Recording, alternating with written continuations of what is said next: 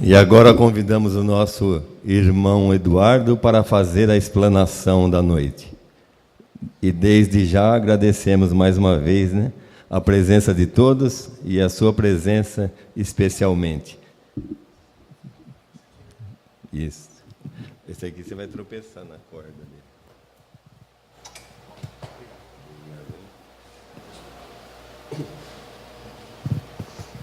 Alô?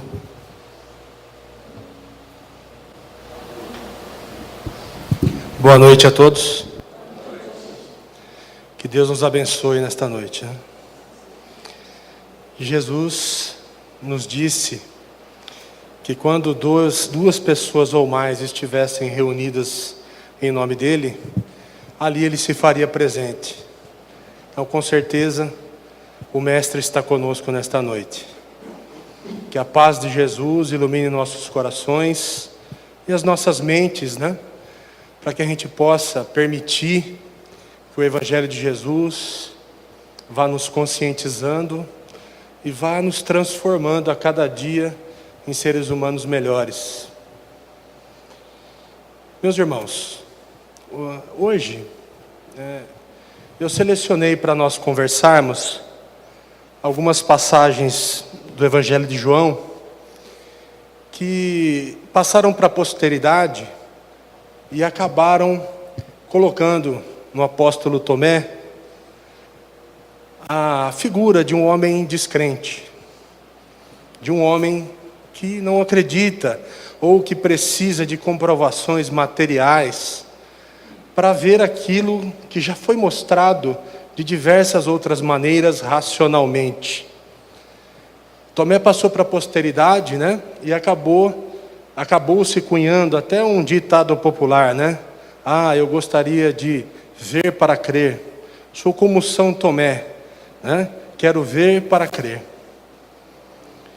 E essas passagens, elas servem para nós refletirmos a respeito de um tema fundamental, que é o tema da fé.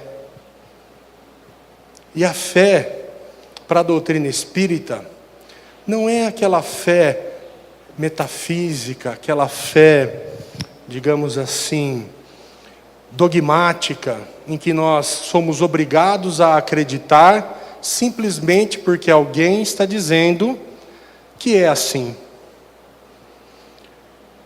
No Evangelho segundo o Espiritismo, Kardec coloca na página de rosto do livro, talvez uma das bandeiras mais importantes para o espírita.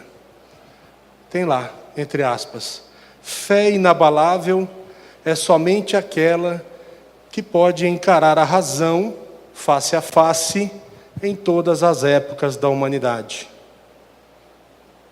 Lendo esta frase, pode-se ter a falsa impressão de que o espírita é como um pouco Tomé, que gosta de ver para crer, não é? Quem de nós não diz assim, mas eu gostaria de acreditar na reencarnação, eu gostaria de crer na comunicabilidade entre encarnados e desencarnados, mas eu queria ver um espírito se materializar aqui na minha frente. Não é? Muitos não, né? Ou eu queria ser médium, de preferência médium psicográfico, né? Para escrever livros, belas poesias, não é? Orientados pela espiritualidade, não é? Eu queria crer, mas eu queria ter uma mediunidade mais, digamos assim, ostensiva, para que a minha fé pudesse realmente ser sólida, forte. Quando pensamos assim, somos como Tomé, né? Mas aí a gente se pergunta, será que Tomé era assim mesmo? Será que Tomé era tão descrente? Será que nós somos como Tomé? A quantas anda a nossa fé? A nossa fé é mais dogmática? A nossa fé é mais racional? A noite de hoje eu escolhi para que nós consigamos, melhor dizendo, que nós tentemos fazer essas reflexões. E o tema, né? A figura de Tomé ficou tão marcada com essa questão da incredulidade, que a arte renascentista, né, criou esta obra. Esta obra faz referência a uma passagem específica do Evangelho de João. E nós vamos trabalhar essa passagem aqui. Então, para que nós comecemos, vamos entrar primeiramente nos textos evangélicos. São duas passagens específicas em que Tomé revela essa falta de fé, entre aspas, ou essa falta de compreensão do que Jesus nos traz. E nós vamos mostrar essas passagens aqui e vamos desenvolver o nosso raciocínio para que todos nós possamos fazer a nossa reflexão pessoal. Porque essa é a dinâmica da doutrina espírita, né? A dinâmica religiosa espírita, que é religiosa no termo sentido filosófico, ela passa pela reflexão, ela passa pelo convencimento racional. Então, o exercício racional da fé é a base da religiosidade espírita. Vamos lá. Muito bem. Primeira passagem. São dois momentos diferentes. Nesta primeira passagem, Jesus está na última ceia, reunido com os apóstolos, e já consciente de que a sua hora havia chegado. E ele já vinha avisando os apóstolos: olha, vou ficar com vocês só mais um pouco, eu vou embora, minha missão está terminando. E ele, vendo que os apóstolos estavam preocupados, aturdidos, triste com essa revelação, Jesus nos diz: não se turbe o vosso coração. Credes em Deus, crede também em mim. Na casa de meu pai há muitas moradas. Se não fosse assim, eu vou-lo teria dito. Vou preparar-vos o lugar, e quando eu for e vos preparar o lugar, virei outra vez e vos levarei para mim mesmo, para que onde eu estiver, estejais vós também. Mesmo vós sabeis para onde eu vou, e conheceis o caminho. Vejamos bem, a essa altura, Jesus já estava encerrando o seu ministério público. Ele já havia vivido 3 anos com os apóstolos. Os apóstolos, inclusive Tomé, haviam visto Jesus multiplicar o pão e o peixe, mostrando que o reino de Deus é feito de partilha, que o reino de Deus é a conscientização de que nós saberemos viver com o necessário e ainda assim saber partilhar. Os apóstolos viram Jesus curar os cegos, curar os surdos, curar os paralíticos, dizendo assim: olha, o reino de Deus é feito de perdão, é feito de misericórdia. No reino de Deus não haverá doenças físicas, não haverá doenças espirituais, porque vocês saberão viver de maneira a não cultivar a doença.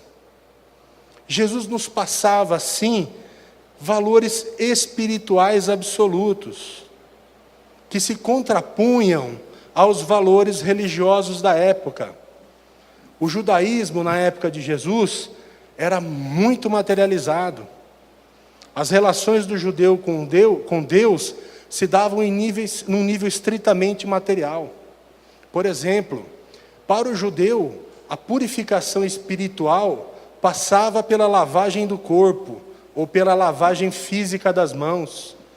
E quem de nós não conhece aquela passagem, em que quando um fariseu critica os discípulos, Jesus diz assim: não é o que entra pela boca do homem que torna impuro o homem, mas é o que sai da sua boca, porque o que sai da sua boca provém do seu coração, mostrando que a pureza espiritual não passa pela lavagem do corpo físico, mas sim pela lavagem dos nossos corações, pela libertação do nosso egoísmo, do nosso orgulho, da nossa vaidade, dos nossos apegos.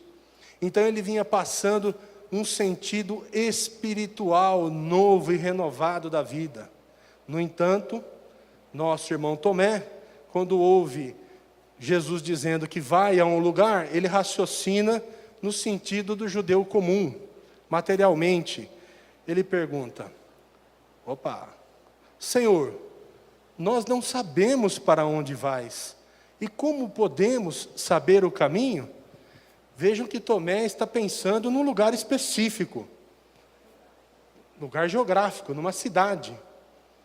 E quando Jesus está falando para nós e para os apóstolos, de um reino espiritual, que habita o coração do homem, e que se manifesta no mundo concreto através das nossas atitudes. E Jesus não só ensina, mas exemplifica, através do perdão, da misericórdia. E diz assim: viva estes valores na tua vida, e você encontrará o reino de Deus. Porque o reino de Deus habitará no seu coração, e aonde você estiver, você estará no reino de Deus. Pouco importa o local geográfico, o local físico onde você esteja. Então Jesus diz para Tomé: Tomé, eu sou o caminho, a verdade e a vida. Ninguém vai ao Pai senão por mim. Olha os valores espirituais completamente renovados, estabelecendo um corte entre o que o judeu acreditava naquela época e a nova proposta do reino de Deus. Dá para a gente começar a compreender por que Jesus não foi bem recebido. Porque vejam vocês, a cultura judaica, quando Jesus reencarna entre nós, a cultura judaica já existia há 1750 anos.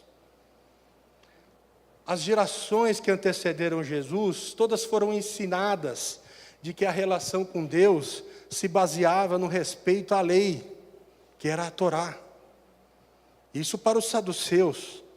Para os fariseus era o respeito à lei e à tradição, que eles mesmos criavam, que hoje nós conhecemos por Talmud. O ritual do mikve, que é um ritual de lavagem, então há prescrições para quando você se torna impuro espiritualmente, você tem que se imergir numa piscina ritualística para que você se liberte da impureza. E passando pelo ritual físico, você está impuro. E vem um cabeludo lá da Galileia e diz: não tem nada a ver. Para você se purificar espiritualmente, não é um banho que vai te purificar. É você se libertar do teu orgulho, do teu egoísmo. Você aprender a amar, aprender a perdoar. Essa é a verdadeira purificação espiritual. Isso era um choque para a cultura judaica, porque mexia com toda a estrutura do judaísmo antigo. E aí a gente começa a tentar, a conseguir compreender um pouco do conflito que Tomé vivenciava. E um pouco do conflito que nós temos. Todos somos um pouco Tomé. Todos temos dúvida de se os valores espirituais propostos por Jesus são... Nós sabemos, a gente vem nas palestras, ouve, lê os evangelhos, ouve outras pessoas. Nós estamos sendo informados, estamos sendo esclarecidos a respeito da necessidade dessa renovação espiritual. Mas ainda assim, nós continuamos em dúvida. Porque na hora em que nós somos chamados a escolher em favor decidir com base nesses valores espirituais absolutos, nós continuamos permanecendo com a dúvida de Tomé e ficamos no mundo material. Solucionamos as nossas questões especificamente com relação, ou melhor, com base nas regras do mundo material. Quando Jesus nos diz: não se ocupeis do que havereis de comer e beber, se ocupe primeiro das coisas do reino dos céus, porque o que for necessário vos será acrescentado. Percebem o corte que Jesus nos apresenta? Ainda para nós, hoje é difícil. Imagine 2018 anos atrás, para o Tomé, nascido e criado na cultura judaica. Ainda não... Mesmo tendo visto Jesus curar, mesmo tendo visto Jesus ensinar e exemplificar, ainda era uma dúvida para ele. E nós carregamos a mesma dúvida. A pergunta é: até quando?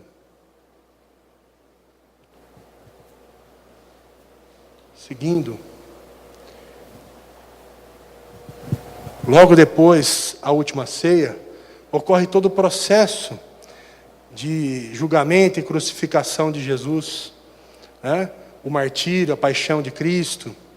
E 3 dias após a sua morte, ao seu sepultamento, o Cristo ressurge, né? Para o judeu da época, ressurrecto, ou seja, em carne e osso. Para nós, espíritas, em espírito materializado, não é? E Jesus, as Marias são as primeiras que veem em Jesus, as mulheres, e elas vão testemunhar aos apóstolos: vimos o Mestre, e os apóstolos não acreditam nela, porque o testemunho da mulher na época não tinha valor, né? Mas o Mestre aparece para os apóstolos. E olha só um fato interessante, antes da gente entrar.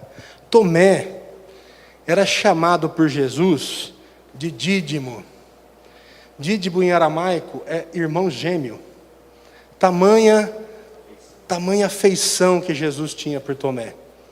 Na Santa Ceia, existe no Evangelho de João, está lá quem está sentado ao lado de Jesus, está lá aquele que Jesus mais amava, Tomé, o Dídimo.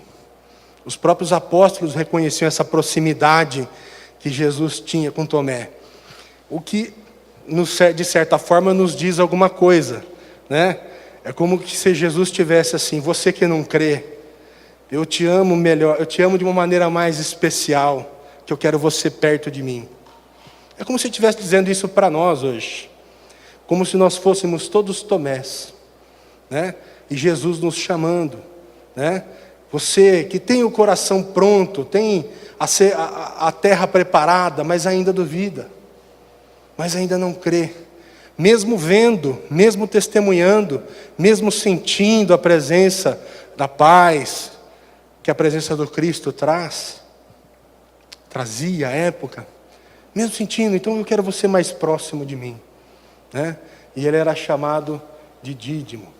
Então, nessa primeira aparição para os apóstolos, né, Tomé não estava presente. Ora, Tomé, um dos 12, chamado Dídimo, não estava quando veio Jesus. Aí disseram pois, os outros discípulos: vimos o Senhor. Mas qual é a resposta de Tomé? A famosa, que deu origem àquele quadro: se eu não vir o sinal dos cravos em suas mãos, se eu não puser o meu dedo no lugar dos cravos, e não puser a minha mão no seu lado, é aquela ferida, a última ferida, a ferida da lança, que aparece no quadro, ele colocando: de maneira nenhuma eu crerei. De maneira nenhuma eu crerei. E quantas vezes nós não fazemos assim? Deus, pedindo provas, barganhando a nossa fé com Deus. Deus, prova a sua existência para mim. Me mostra um sinal. Deus, faz um milagre para mim. Faz um milagre na minha vida. Né? Me faz ganhar na Mega Sena que eu te acredito. Né? Ou qualquer outra coisa material que nós pedimos como prova da existência de Deus. Ou como prova da nossa existência espiritual. Quando nós vemos no dia a dia, através dos inúmeros fatos que a gente normalmente vê, a gente vê a realização concreta da lei de causa e efeito. A gente vê a natureza espiritual da qual somos feitos. E mesmo assim, a gente duvida. Mesmo assim, a gente escolhe não crer. Mas nós escolhemos não crer porque realmente nós não cremos, porque não estamos convencidos, ou nós não cremos porque é mais cômodo não crer. Porque se eu admito a existência da vida espiritual, se eu admito a minha natureza espiritual, se eu admito os valores espirituais do reino de Deus, que Jesus diz, o reino de Deus é feito de misericórdia, é feito de perdão, é feito de humildade. Não é feito de coisas materiais. Essas coisas materiais são apenas ferramentas, meios para o nosso crescimento espiritual. Modifica a tua tábua de valores. Jesus põe o mundo de ponta cabeça para nós, da nossa perspectiva. Porque para nós colocamos as coisas materiais em primeiro plano. E Jesus vem e fala, não, essas coisas estão em último plano. E nós sabemos, nós compreendemos, mas nós insistimos em permanecer na dúvida de Tomé. Aí cabe a nossa reflexão. Duvidamos por quê? Duvidamos porque não compreendemos? Ou duvidamos porque ainda temos medo de nos desapegar? Temos medo de cortar as nossas cordas bambas, as nossas redes de segurança? E realmente nos conscientizar para este mundo novo que Jesus abre para nós, que Jesus abriu para nós há 2018 anos atrás. E a doutrina espírita tem exatamente o mesmo papel. Vamos pega o Evangelho de João, no final, no apêndice, ele diz assim, porque o Evangelho de João é baseado em 7 sinais, nas curas, nas manifestações físicas, nos milagres. Então João diz assim, estes milagres foram feitos por Jesus para que nós crescêssemos. E nós precisamos de milagres. No entanto, 1860 anos depois, a espiritualidade vem lançar botes salva-vidas para nós, através das manifestações físicas da doutrina espírita. Vocês querem manifestações físicas? É assim que vocês vão crer? Então está aí a prova da existência do espírito humano, a prova da sobrevivência do espírito humano à morte do corpo, a prova da conexão íntima, da solidariedade que existe entre uma existência física e outra. O que mais é necessário para que vocês compreendam que a vida é estruturada em valores espirituais, não em valores materiais? O que mais é necessário para que nós deixemos a dúvida de Tomé de lado e internalizemos e nos conscientizemos de verdade dos valores do Cristo? Muito bem. Passado 8 dias daquele episódio, Jesus novamente aparece para os apóstolos. Só que dessa vez numa circunstância especial. E Tomé estava presente. Imaginemos nós. O ambiente aqui está todo fechado, né? Todas as portas e janelas. Era assim que os apóstolos estavam. De repente, Jesus se materializa no meio deles. Como é que nós podemos falar em ressurreição se ele se materializa do nada na frente dos apóstolos? Porque se ele estava ressurrecto, ou seja, o corpo morto que teria voltado à vida, ele teria que abrir a porta, teria que entrar. No entanto, Jesus se materializa para os apóstolos.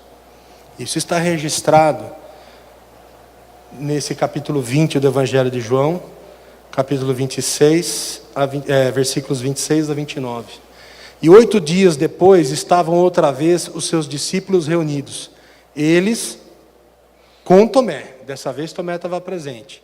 Chegou Jesus e, estando as portas fechadas, apresentou-se no meio e disse: a paz seja convosco. E aí, se acontecesse isso conosco agora nesse momento? Se o Cristo se materializasse conosco, a paz seja convosco. Muitos sairiam correndo, né? Provavelmente. E depois Jesus se volta para Tomé. Põe aqui o teu dedo e vê as minhas mãos. E chega a tua mão e ponha no meu lado. E não sejas incrédulo, mas crente. Confia nos valores que eu estou te passando.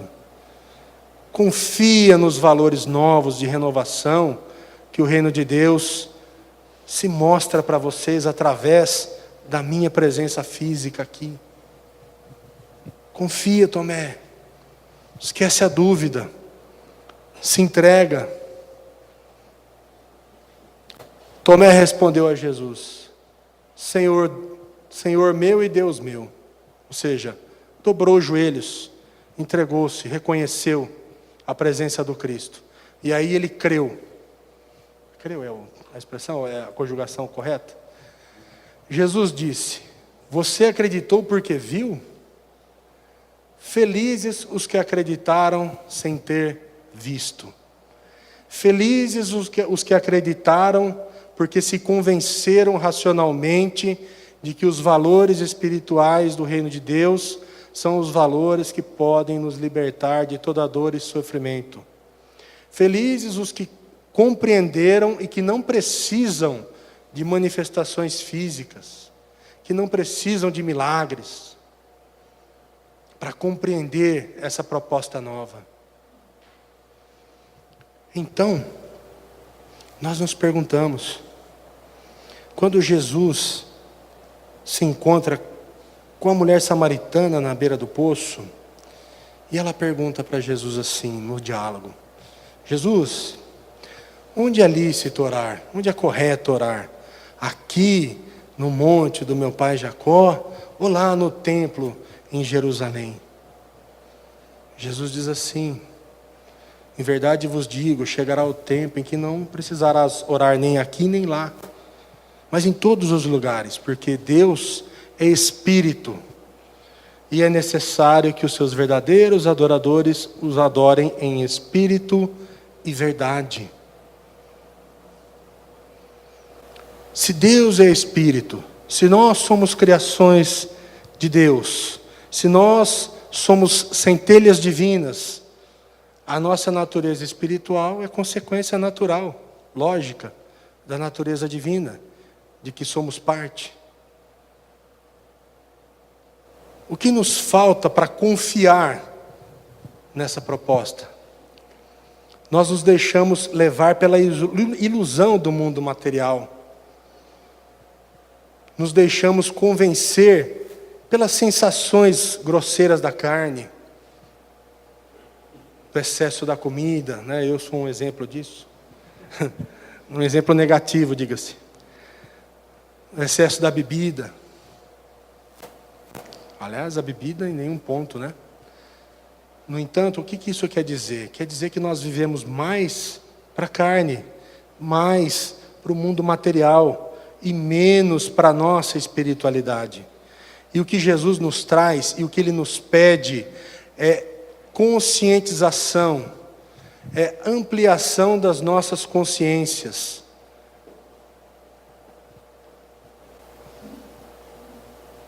E aí nós nos perguntamos, o que falta mais? Alguém gostaria de tentar dar uma resposta? O que falta mais? Para que nós consigamos nos libertar da dúvida de Tomé? Vontade. Consciência nós temos, não é? Sabemos. Nos falta vontade. Por quê? Como é que é, Alessandra? Tem que acreditar no Tomé, né? Porque ele morreu sem a dúvida. Ele morreu sem a dúvida. Tem que acreditar no Tomé ou acreditar nos valores que o Cristo nos trouxe e nos mostrou através de Tomé. Porque Tomé foi um instrumento. Veja só, Jesus trazia ele bem para perto, porque sabia que ele no coração dele ele ainda tinha dúvida. Porque mesmo vendo ele não se convencia. É um recado claro para nós. Mesmo experimentando, vejam só, o ministério público de Jesus durou 3 anos. E Tomé é discípulo da primeira hora. Foi arregimentado às margens do mar da Galileia, era pescador como Pedro e André. Viu tudo, viveu tudo, experimentou tudo, junto com o Cristo. E nós queremos que Deus faça o mesmo conosco. Nós queremos ver, queremos experimentar. Olha, a gente barganhando com Deus por meio de experiências físicas. Quando Jesus diz, Deus é Espírito. Quando Jesus diz, buscai primeiro os valores do reino dos céus, porque o que for de material vai ser acrescentado. Quando Jesus diz, o reino de Deus não é feito de coisas deste mundo, não é feito desse mundo. O reino de Deus é feito de coisas espirituais. Quando Jesus diz, quando Ele curava as pessoas, olha só, vá e não peques mais. Olha a aplicação prática da lei de causa e efeito. Jesus está dizendo assim, quando Ele dizia, olha, os teus pecados foram perdoados. Vá, tua fé te salvou, vá e não peques mais. Então, você recebe esta cura como uma remissão do que você tem feito de errado até agora, do caminho torto que você vem seguindo. Aproveita a oportunidade para que você renove a sua vida e para que você não caia nos mesmos erros e consequências novas e maiores dos seus erros não recaiam sobre você. Olha a lei de causa e efeito aplicada na prática. Então, meus irmãos, é preciso que a gente se conscientize que fé, na perspectiva espírita, vai além de nós crermos porque vemos. É crer porque sabemos, porque utilizamos o bem maior que Deus nos dá, que é a nossa capacidade de raciocinar, que é a nossa razão, que é a nossa capacidade de verificar na prática as relações entre valores e consequências. É a fé raciocinada, é a fé vista e enxergada na sua expressão mais prática do dia a dia. E quando a gente se convence, a partir do momento que a gente se conscientiza e se convence, as escolhas aí ficam por conta dos valores que nós carregamos dentro de nós. E naturalmente, todos os efeitos dessas escolhas acompanham aquilo que nós fizemos. Então, para encerrar e agradecer a presença de todos, eu queria que a gente pudesse refletir um pouquinho a respeito dessa questão da fé. E que Jesus diz, né, que o reino dos céus é dos pequeninos, né, é daqueles humildes.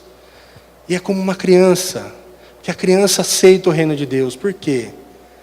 Porque ela confia. O filho confia no pai.